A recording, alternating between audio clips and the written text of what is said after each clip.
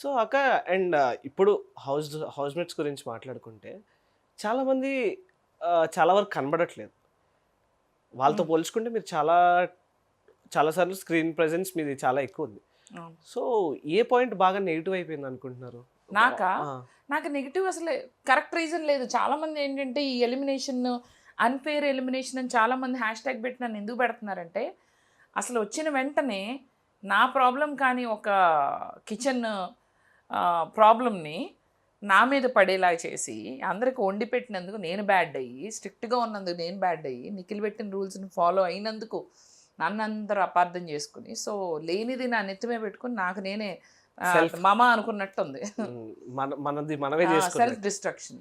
So so నాకనిపించింది so that was not something which I should have done. But నాకు తెలీదు. ఇలా చేయాలి, అలా చెప్పాను కదా నేను ప్రిపరేషన్‌గా ఇలా ఉండాలి, అలా ఉండాలని అనుకుని వెళ్ళలేదు. అలా అనుకుంటే వెళ్ళిన వెంటనే నామినేషన్స్ ఉంటాయని తెలిసేది. నామినేషన్స్ ఉంటాయని తెలిసి నేను అసలు కిచెన్ టాస్క్‌లు ఇలాంటివి తీసుకోవద్దు. వెనకాలుండి హెల్ప్ చేస్తూ అందరితో మంచిగా ఉంటే చాలు, నువ్వు సేఫ్ జోన్‌లో ఉంటావు అనేవాళ్ళు. కానీ అలా నేను ఇన్వాల్వ్ అవ్వడం వల్లే నిఖిల్‌కి నాకు, సోనియాకి నాకు ఇయన్నీ ఇష్యూస్ రావడం వల్లే అమేజింగ్ ఫస్ట్ వీక్ కంటెంట్ వచ్చింది.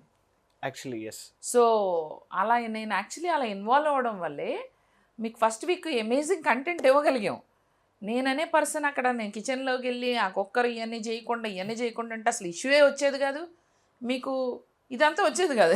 అవును. సో, నాలో ఈ ఫైరు కనపడేది కాదు. నిఖిల్‌కి నాకు ఇష్యూస్ వచ్చేవి కాదు. ఇయన్నీ సో, మీకు అమేజింగ్ కంటెంట్ ఇచ్చాము. నేను బలైపోయినా పర్వాలేదు. యాహ్! బలైపోయినా మంచి కంటెంట్ ఇచ్చి బయటకొచ్చానని చెప్తున్నారు. ఆ! అండ్ సైలెంట్‌గా ఉండి 3 వారాలు ఉండే కన్నా, కనిపించకుండా ఇప్పుడు జాగ్రత్తగా నామినేషన్స్ లేకుండా కొంతమంది ఆడుతున్నారు అవును. పేర్లెందుకు. సో, వాళ్ళు చాలా కేర్‌ఫుల్‌గా వాళ్ళ గురించి ఎవరు మాట్లాడుకోవట్లేదు. బయట బేబక్క గురించి మాట్లాడుకుంటున్నారు. అవును. బేబక్కకు సింపతి వచ్చింది. అరే! సూపర్‌గా మాట్లాడింది, ఏమన్నా మాట్లాడింది, ఇలాంటి బేబక్కని ఎలిమినేట్ చేశారని నాకు ఒక సింపతి ఫ్యాక్టర్. లేడీస్ అందరూ అబ్బా! ఎంత బాగా చేసిందని.